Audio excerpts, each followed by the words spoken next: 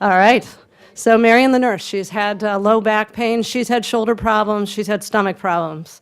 She's been to specialists, she's been to her primary care doc, she's had scans, she's been out of work, she's had all sorts of issues. The issue, then she found out, she came in for a massage, acupuncture, and what she realized really was that she had stress-related condition. And with acupuncture, massage, Marion's back at work. She's a fully productive member of her team, and she's with her family, and she's happy and comfortable. Carolyn and Kevin. Carolyn and Kevin they've been married for 50 years, and they're inseparable. And Carolyn, unfortunately, has a cancer diagnosis. She's being treated for cancer. Her prognosis is good, but unfortunately, the effect of chemotherapy on her is pretty devastating, so she's having a rough time with that. She's found that acupuncture helps her with that to reduce the side effects of chemotherapy. And she's come in for 2 sessions, which have helped tremendously. And unfortunately, she has not been able to continue with the chemotherapy because it's not covered by insurance. And so she can't afford to continue the treatment. I come to you from University Hospitals in Cleveland, Ohio. We are a large healthcare system. We treat 1.2 million unique patients a year. We cover about the upper third of the state of Ohio. Large healthcare system in Ohio. And like many large healthcare systems, we're treating a representative sample of the nation's population. And the nation's population isn't healthy. So 50% of our population has at least one chronic illness, 25% have 2 or more. 70 to 90% of these chronic conditions are caused or exacerbated by lifestyle factors. And when we look at depression and anxiety, as this has been talked about today, depression, one of the leading causes of disability worldwide. And over 50% of opiate prescriptions are written to people who have an underlying diagnosis of anxiety and or depression.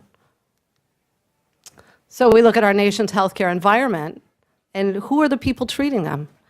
We look at NIH published studies. The median visit of a primary care physician visit for an elderly patient is 15 minutes. That patient has 5 minutes to talk about his or her primary condition. Secondary condition, the talk time is 2 minutes. Mental health, 50% of these patients have mental health conditions. And you know how long we're spending with them? 2 minutes. 2 minutes on mental health. And guess what? The average patient is on between 8 and 13 medications. So we've got 15 minutes to spend with these patients and figure all this out and make them healthy. So let's take a look at our nation's healthcare environment. Our physicians, 50% of the physicians in this country are expressing signs of burnout. Our nation's physicians did not go to medical school to fail the patients. These are super achievers, go to medical school, they're mission-based, and every day our nation's physicians are feeling like they can't do what they need to do for the for their patients, to help them. So health systems today are doing a great job, generally. They're getting larger and larger. We've got, physician offices, outpatient, inpatient, rehab, increasing connectivity between all of these things in our physicians, in our healthcare systems, but our patients still don't feel good. They're still in pain. So there's a whole world of consumer-directed health and wellness that's going on because the patients are still in pain. And that includes, by the way, street drugs. Our health system 7 years ago put together, really driven by a passionate donor who had experienced integrative therapies, put together the Connor Integrative Health Network with a belief that optimal health could best be achieved by the combination of traditional medicine, complementary therapies, and supporting patients in achieving the lifestyle choices and behaviors that support their health. And together, those create optimal health. And specifically, our group provides integrative consults, which are deep dive, hour-long visits with a patient to understand the underlying issues that the patients are having. Chiropractic visits, acupuncture, massage, yoga, meditation, and it's not ongoing yoga meditation. It's teaching the patients who don't know how to incorporate it, and then they have the tools to do this themselves. Music and art therapy. So that's what we do. It's pretty simple. And what we're doing inside of our health system is we're actually taking these therapies and we're embedding them where they should be embedded, in with the physicians. So acupuncture in a primary care office, music and art therapy in the inpatient setting, and bringing the tools for patients into their homes and helping them and embedding these tools for our patients to take care of themselves and to provide our physicians the tools to take care of their patients. Ooh. And what that looks like is the average patient spends 6 hours a year with us. And that 6 hours a year is the massage therapist who might notice a mole that needs attention on someone's back, which has happened, and there's a referral to a dermatologist to pay attention to that. It's the time with the integrative consult, really understanding what's behind the stress so that we can help treat some of the root causes and create that plan and partner with the patient to help them help themselves. And it's the acupuncturist providing non-drug treatment for pain.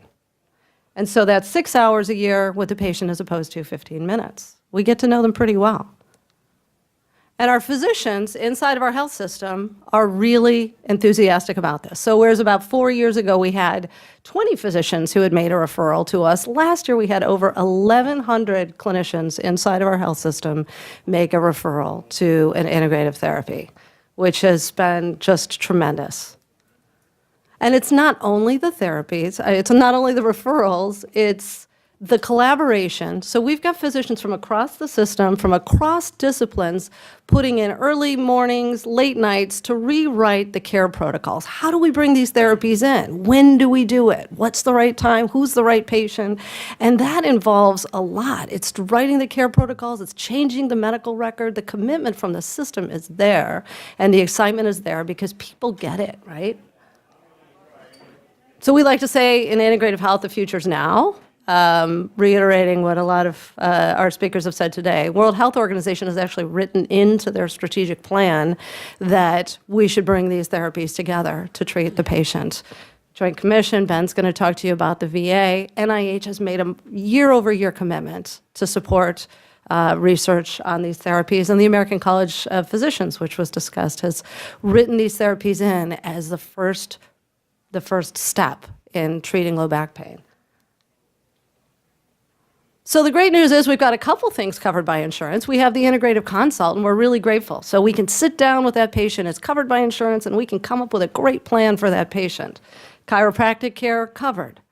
But the therapies that support that the chiropractic physician and the integrative consult would refer are not.